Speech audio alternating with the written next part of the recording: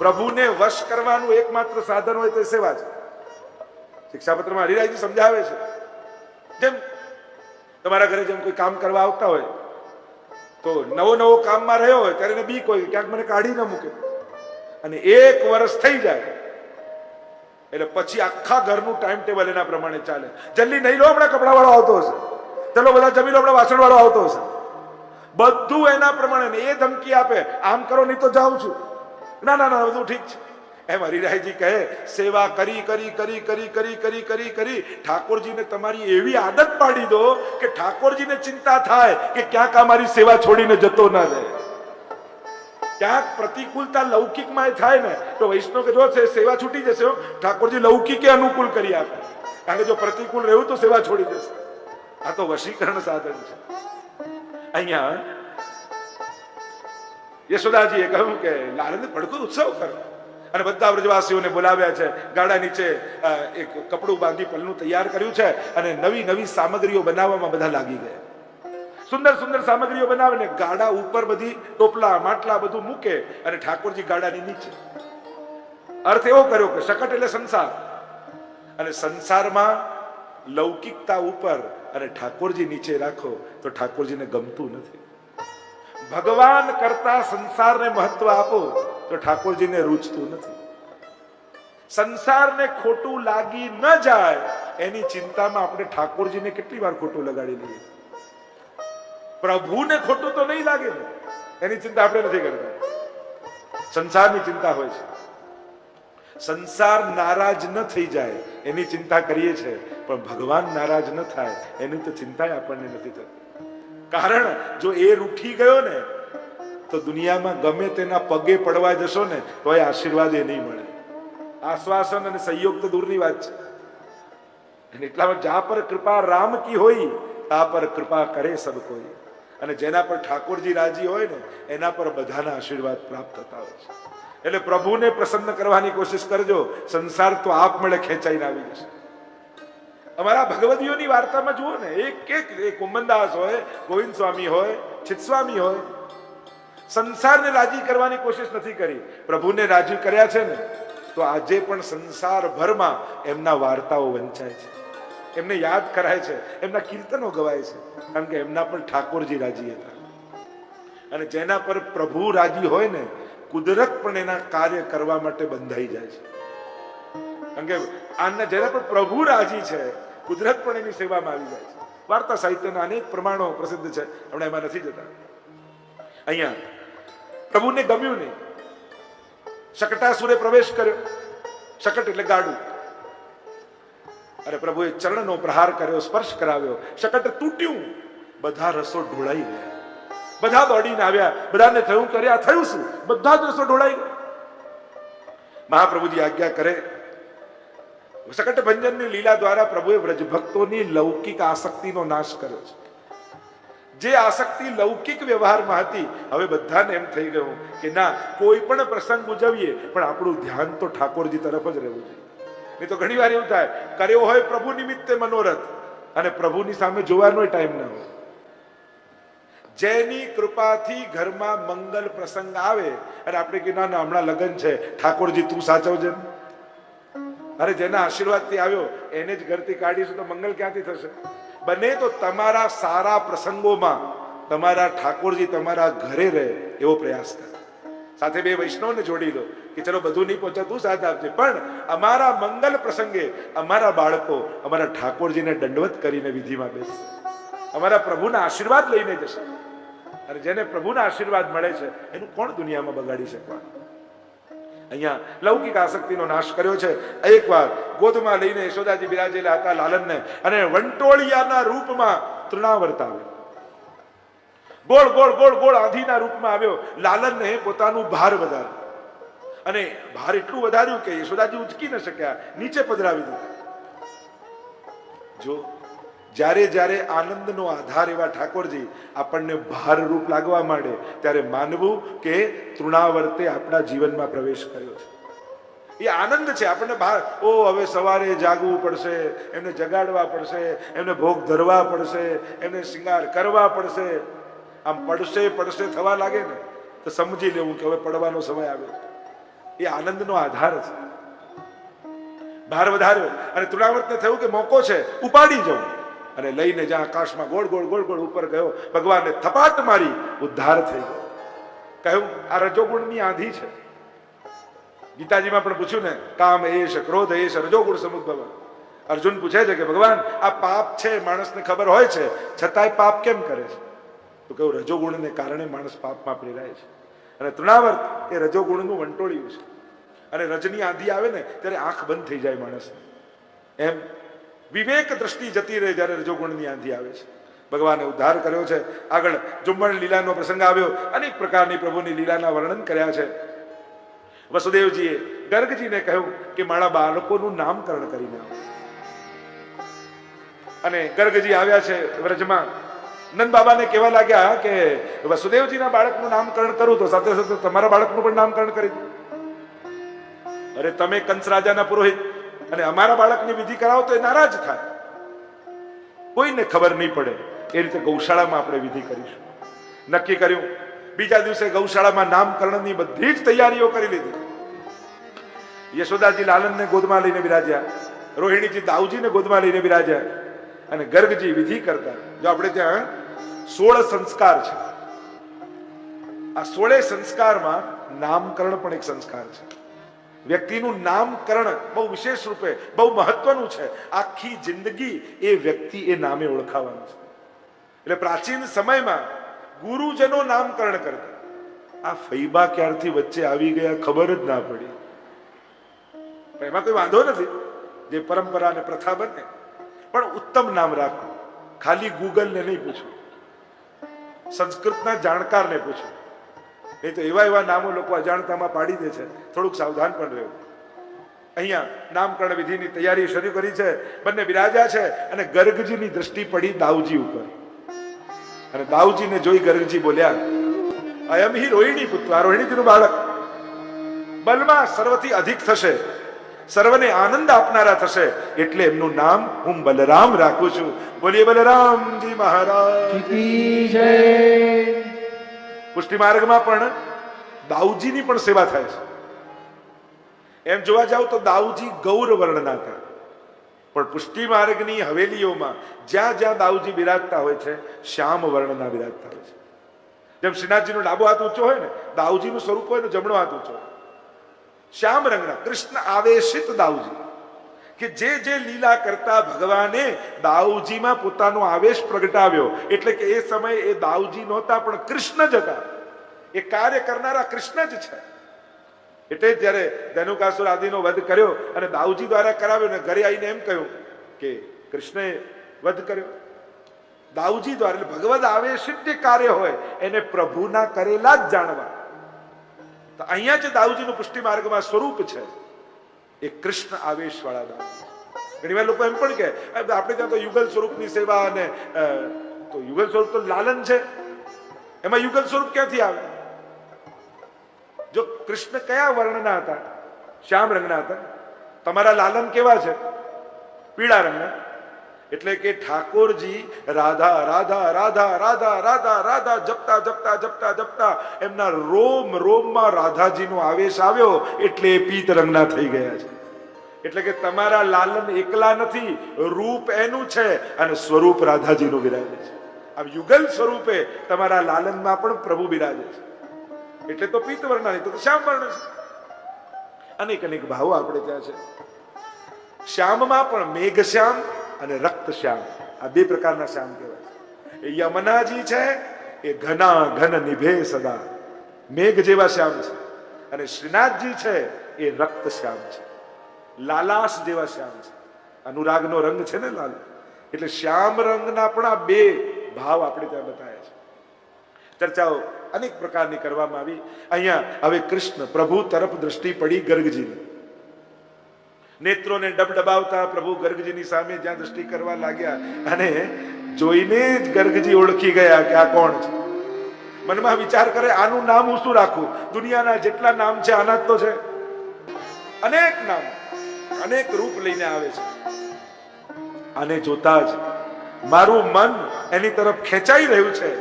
કરશતી ઇતિ કૃષ્ણ, એનું નામ હું કૃષ્ણ રાખું છું. બોલીએ કૃષ્ણ કનૈયા લાલ કી જય. નામકરણ વિધિનું વર્ણન આવ્યું, બાલ લીલાનું વર્ણન આવ્યું. હવે લાલન ધીમે ધીમે મોટા થવા લાગ્યા અને થોડા મોટા થવા લાગ્યા. નુપુર સિદ્ધ કરાવ્યા ચરણના. ઘૂંટણીએ ચાલતા જાય પ્રભુને છમ છમ છમ છમ છમ અવાજ આવે. ઠાકોરજી પાછળ વળીને જુએ આ અવાજ ક્યાંથી આવે છે. પાછા ચાલે ઘૂંટણી એટલે છમ છમ છમ છમ અવાજ.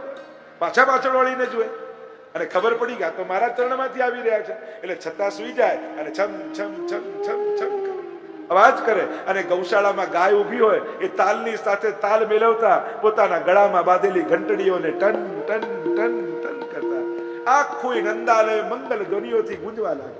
બપોરનો સમય થાય એટલે બધી જ ગોપીઓ પોતાના કાર્યથી નિવૃત્ત થઈ અને આવી જાય નંદાલયમાં. જુદા જુદા ખેલ કરીને બતાવે, જુદા જુદા ઠાકોરજીને રમતો રમાડ.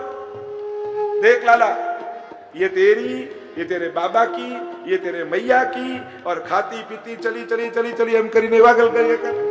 અને Thakorji kill kill kill kill કરી હજી બે દાંત ઉગ્યા છે ઠાકોરજીના અને બે દાંત દેખાય અને પ્રભુ એવા સુંદર લાગે કે ગોપીઓ છાતે લગાડી લે. ઠાકોરજી એવા વાલા લાગે.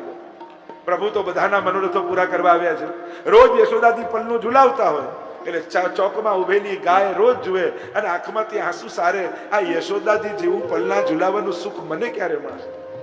અને એકવાર ઠાકોરજી ઘૂંટણીએ ચાલતા ચાલતા ચાલતા ચાલતા જ્યાં ગાય બેઠી હતી ત્યાં પહોંચી ગયા અને ગાયના શિંગડા પકડ્યા તો ગાય ઊભી થઈ ગઈ અને ઊભી થઈ ગઈ તો ઠાકોરજી આમ લટકે છે અને ગાયને એમ થયું કે પ્રભુ તો પલ્લા ઝુલાવાનું સુખ આપવા પધાર્યા છે એટલે પોતાનું મસ્તક નીચે ઉપર આમ કરીને ઠાકોરજીને પલ્લા ઝુલાવે છે. પ્રભુ તો સકલ ભક્તોના મનોરથો પૂરા કરવા આવે.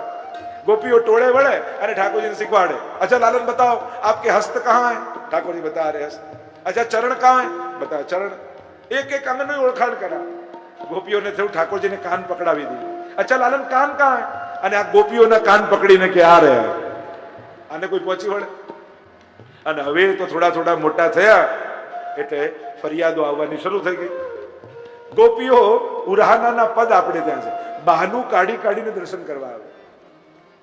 ઉરાનું પણ બહારનું છે, ફરિયાદ પણ બહારનું છે. અને ગોપીઓ આવી જાય સવારે સવારે, અરે યશોદા બહાર આવ. શું થયું પાછું? અરે તારા લાલનને જો વત્સાન મુંચન ક્વચિત સમયે ક્રોશ સંજાત હાસ.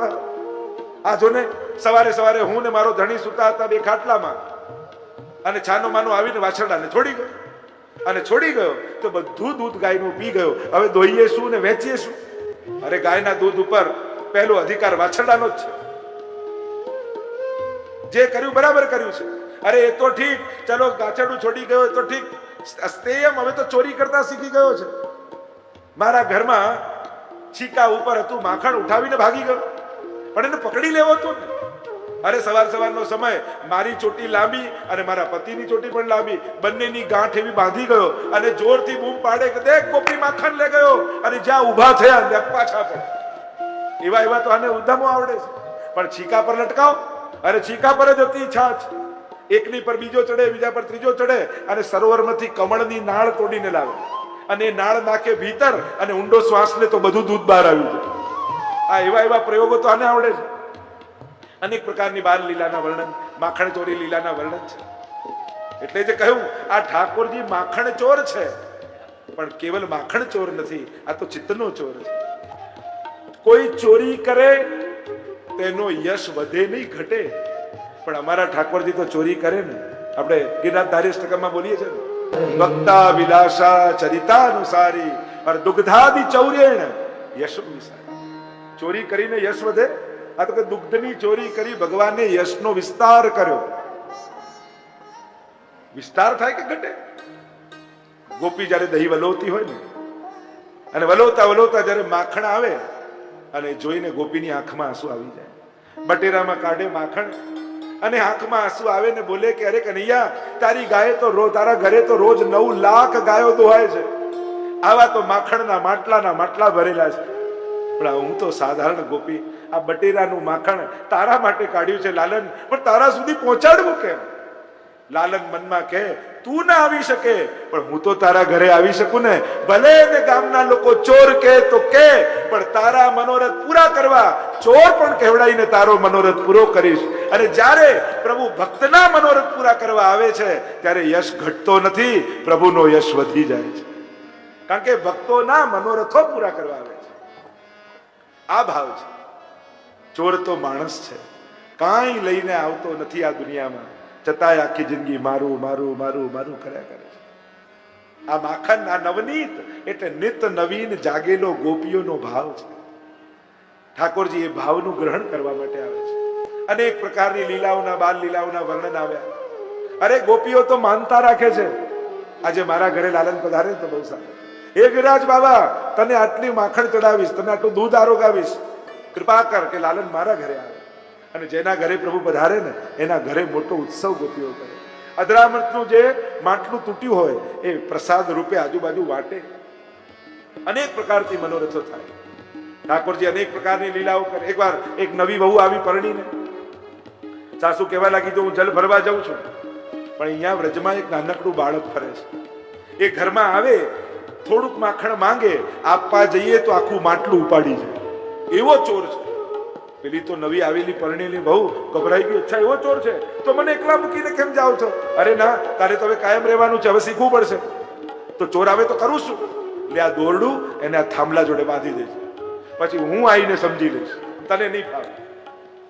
સાસુ ચાલી છે જળ ભરવા માટે, અને થોડી વાર થયો ને દરવાજો ખટખટ્યો, અને જ્યાં દ્વાર ખોલ્યા ત્યાં શ્યામ સુંદર સામે ઉભા છે. બાલ રૂપે, ઘુંઘરાળા કેશ, સુંદર મુખારવિંદ, કમળની પાખડી જેવા નેત્ર, શ્યામ વર્ણ, અને જોઈને ગોપી મુગ્ધ થઈ ગઈ. પણ સાસુ વર્ણન કરીને ગયા હતા, એ આવો દેખાય છે, આવા કેશ છે, આવા નેત્ર છે. એટલે ગોપીએ પૂછ્યું, તું કૃષ્ણ છું ને? અરે તને મારું નામ ક્યાંથી ખબર છે? અરે નામ નહીં, તારા કામે મારા સાસુ કહી ગયા છે. શું કરે છે તું એ ખબર છે? અચ્છા શું કહી કરું છું? શું કહી ગયા છે? તું ચોર છું. અચ્છા આવું કહી ગયા છે? અરે હું તો અહીંયા આવ્યો, ઉનાળાનો સમય હતો, જતો હતો, થોડુંક માખણ મને આપ તો મારું ગળું સુકાઈ ગયું, ભીનું થઈ જાય. અરે મને ખબર છે, હું થોડું આપવા આવીશ તો આખું માટલું ઉપાડીને ભાગી જઈશ. અચ્છા તો બીજું શું કહી ગયા સાસુ? કહી ગયા છે કે લે આ દોરડું અને એના થાંભલા જોડે બાંધી દેજો. લે તો બાંધી દે, મેં ક્યાં ના પાડી? થાંભલા પાસે પ્રભુ ઉભા રહી ગયા, આમ હાથ કર્યો અને થાંભલા પાસે ઉભા રહી ગયા, અને પેલી નીચેથી ગોપી ગોળ ગોળ ગોળ ગોળ ગોળ ગોળ વીટે અને આખું વીટી લે અને કહ્યું કે બંધાઈ ગયો કે આ બાંધી દીધા. ઠાકોરજી હાથ આમ નહીં, આમ નહીં લે, દોરડું પડી ગયું. અરે બરાબર તો બાંધ. ફરી પેલી બાંધવા આવે એટલે હાથ પોળો રાખે, પાછું બંધાઈ ગયો કે હા, પાછો હાથ આમ લઈ પડી જાય. 3 વાર એમ થયું એટલે પ્રભુને થયું હવે મોકો છે. અરે તારી માએ તને અહીંયા પરણાવી, અમારા ગામમાં બાંધતા શીખવાડ્યું નથી, કઈ તને આવડતું નથી, લાવ મને આપ, હું તને શીખવાડું. પેલી ગભરાઈને દોરડું આપી દીધું, અહીંયા ઉભી રહી જાય, પેલી થાંભલા પાસે ઉભી રહી ગઈ. લે પકડ, છેડો, પકડ્યો છેડો. ઠાકોરજી ગોળ ગોળ ગોળ ગોળ કરી બરાબર ગાંઠ બાંધી. કહ્યું તો શીખી ગઈ? તો કે હા, તો લે બંધાયેલી જ રહે. માટલું ઉપાડીને પ્રભુ ભાગે. ગોપીએ બૂમ પાડી, પ્રભુ છોડાવ તો ખરા. ઠાકોરજીએ કહ્યું તો પુષ્ટિ પુરુષોત્તમ છું, મને પકડતા આવડે છે, કોઈને છોડતા મને નથી આવડતું. એક વાર જેનો હાથ પકડું એને પછી ક્યારે છોડતો નથી. બૈયા છુડાએ જાત હો, નિર્બલ જાની મોહે, અગર હૃદય છુડા કે ભાગ સકો તો મરદ બખાવો. સુરદાસજી પણ કહે છે ને, જયારે સુરદાસજી નો હાથ છોડાવીને ભાગ્યા, સુરદાસજીને કહા બૈયા છુડાએ જાત હો, હાથ છોડાવીને તો ભાગી શકો, આપ યુવાન બાળક છો, હું વૃદ્ધ છું. તાકાત હોય ને, ખરા મર્દ હો ને, તો મારા હૃદયમાંથી ભાગીને બતાવો. પણ ભગવાનમાં એ તાકાત નથી કે ભક્તોના હૃદયથી ભાગી શકે. અનેકવિધ પ્રકારની માખણ ચોરીની લીલાનું વર્ણન અહીંયા કરવામાં આવ્યું. પ્રભુ ભક્તો પર કૃપા કરે છે અને પોતાનો અધિકાર સંપાદન કરે છે. માખણ ચોરી લીલા અને દાણ લીલા, આ બંને લીલા એવી છે જ્યાં પ્રભુએ પોતાનો અધિકાર વ્રજભક્તો પર સિદ્ધ કર્યો છે. હું વ્રજનો રાજા છું, મારો અધિકાર છે. આગળ અનેક પ્રકારની લીલાઓના વર્ણન આવ્યા. એકવાર પ્રભુ બ્રહ્માંડ ઘાટ ઉપર ખેલી રહ્યા છે. રમણ રેતી જાઓ ને ત્યાં આગળ બ્રહ્માંડ ઘાટ ગોકુલમાં. સખાઓ છે, દાઉજી છે, મૈયા દૂર બેઠા છે. માટીનો બનાવ્યો લડ્ડુ, અને નાનકડો માટીનો લડ્ડુ બનાવી આજુબાજુ જોઈ કોઈ જોતું તો નથી, આ બાજુ જોઈ કોઈ જોતું તો નથી, અને ધીમે રહીને મુખમાં પધરાવી દીધો અને મોઢું બંધ. ખુલી ગયું મોઢું. હા. બાઉજી જોઈ ગયો. દોડતા આવ્યા, લાલન મિટ્ટી ખાઈ તુમને? અરે મારી સામે મોઢા મૂકીને ના પડે છે. देखो लालन झूठ मत बोलो, मिट्टी खाई तुमने? सच बोलो वरना मैया से कह दूंगा.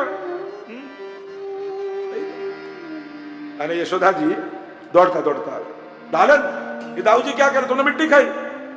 અને પ્રભુ બોલ્યા, મૈયા મેં માટી નથી ખાધી, નાહમ બક્ષિતવાન. હવે એ જ્યારે ભગવાન આવું કહે ને તો વિચારકો, ચિંતકો, મહાપુરુષો બધા ચર્ચામાં લાગી જાય. અસત્ય બોલે એ ભગવાન હોય? પ્રભુ તો પરમ સત્ય છે.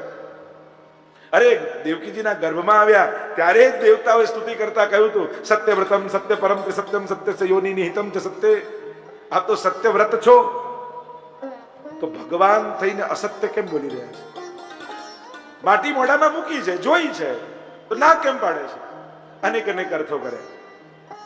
એક અર્થ એમ કર્યો, માએ પૂછ્યું, લાલા તે માટી ખાધી? ભગવાન કહે, મેં માટી નથી ખાધી. ભગવાન ખોટું નથી બોલી રહ્યા. ભગવાન યશોદાજીને કહી રહ્યા છે, મૈયા મેં માટી નથી ખાધી, આ તો વ્રજ રજ છે, તું એને માટી સમજે છે? આ સાધારણ માટી નથી મૈયા. મુક્તિ કહે ગોપાલ સો, મેરી મુક્તિ બતાય और વ્રજ રજ ઉડી મસ્તક લગે તો મુક્તિ મુક્ત થઈ જાય. આ તો મુક્તિને પણ મુક્તિ આપી શકે એવું સામર્થ્ય જેનામાં છે. મૈયા એ માટી નથી, મેં માટી નથી ખાધી, વ્રજરજ મુખમાં પધરાવી છે. કારણ કે આ બધા જ ભક્તો, વિદ્વાનો, સંતો, આચાર્યો વ્રજ રજનો મહિમા એટલો બધો ગાય તો મને એમ થયું કે એવું તે શું છે આ રજમાં, લાવ હું ચાખીને જો. અને એટલે જ મધુરાષ્ટકમાં પણ મહાપ્રભુજી આજ્ઞા કરે છે, રેણુર મધુરો. રેણુ પણ મધુર છે. મધુર એટલે રસમય છે, આનંદમય છે, અલૌકિક છે.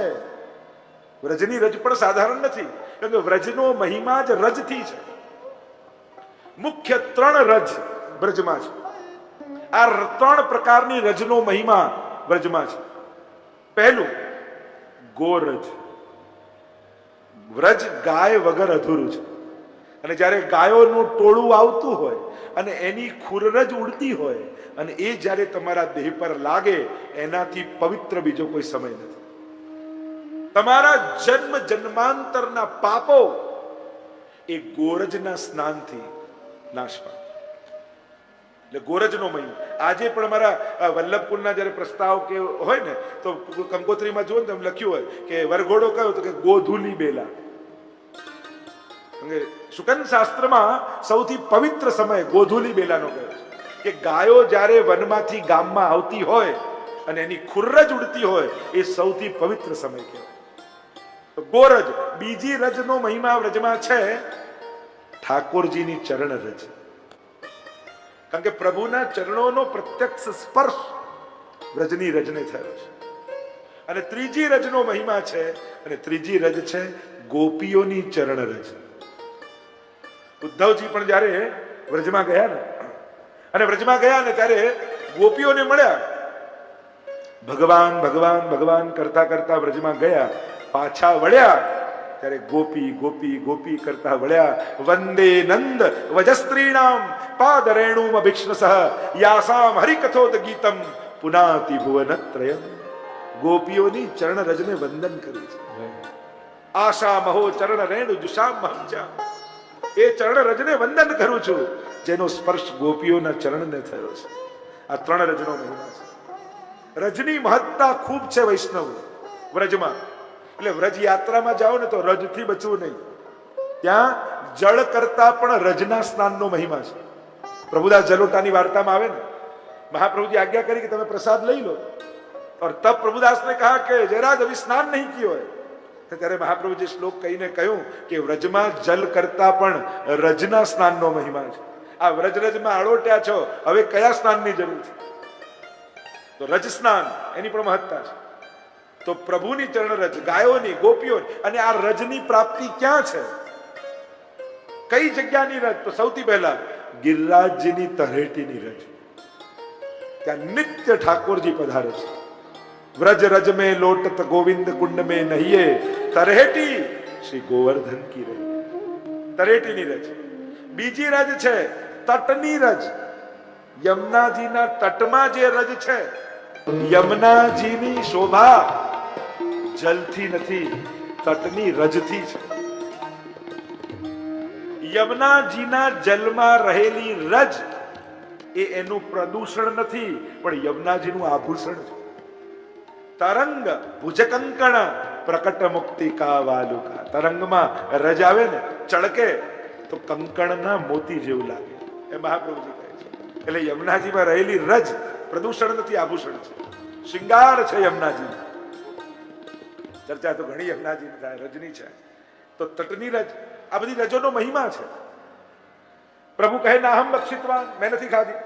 એક બીજો અર્થ એમ કર્યો કે જ્યારે પૂતના આવી ને ત્યારે બધા વ્રજવાસીના બાળકોના પ્રાણ લેતી આવી.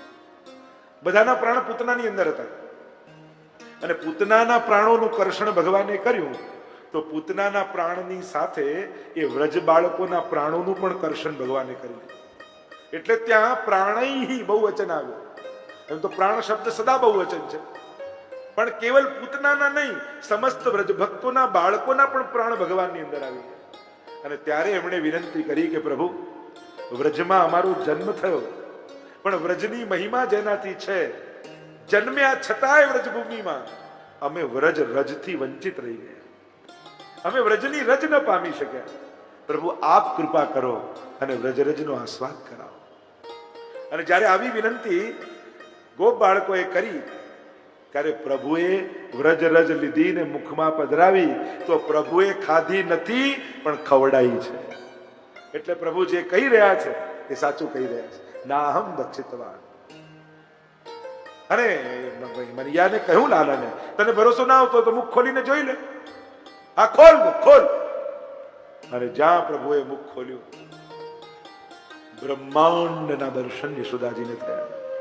બ્રહ્માંડમાં પૃથ્વીમાં ભારતવર્ષમાં બ્રજમંડળમાં બ્રહ્માંડ ઘાટ, અને પોતાને ઉભેલી યશોદાજી જોઈ. ચકિત થઈ ગયા યશોદાજી. અરે આ કોઈ દેવની માયા છે કે મારો લાલન નહીં પણ ઈશ્વર છે, કે જેના રોમ રોમમાં અનેક બ્રહ્માંડો છે. અરે મેં તો કેટલા અપરાધ કર્યા છે, આને તો સોનાના સિંહાસનમાં પધરાવીને રોજ પૂજા કરવી જોઈએ. આને તો મેં વઢ્યું છે, આને માર્યું છે, આને ભોજન નથી આપ્યું. મારાથી વધારે પાપી કોણ? આનું તો પૂજન કરવું જોઈએ. પ્રભુને થયું આ તો ગડબડ થઈ ગઈ.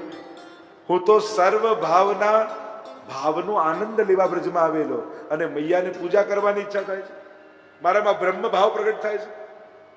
શું કરું? વૈષ્ણવી માયાનું આવરણ લીધું. જો એટલે જ આપણે ત્યાં બે શબ્દ, પૂજા અને સેવા. જેમાં વિધિ પ્રધાન હોય પૂજા, જેમાં સ્નેહ પ્રધાન હોય સેવા. પૂજામાં 16 પૂજન હોય, પંચોપચાર પૂજન હોય, 5 પ્રકારથી 16 પ્રકારથી, અને સેવામાં અષ્ટયામ સેવા હોય, મંગળાથી લઈ શયન સુધી. જે આપણે ઘરમાં સેવા કરીએ છીએ છે શું? એ ઠાકોરજીનું ડેઈલી રૂટીન છે, કે પ્રભુ બ્રજમાં જાગે એનાથી લઈને પોઢે સુધી.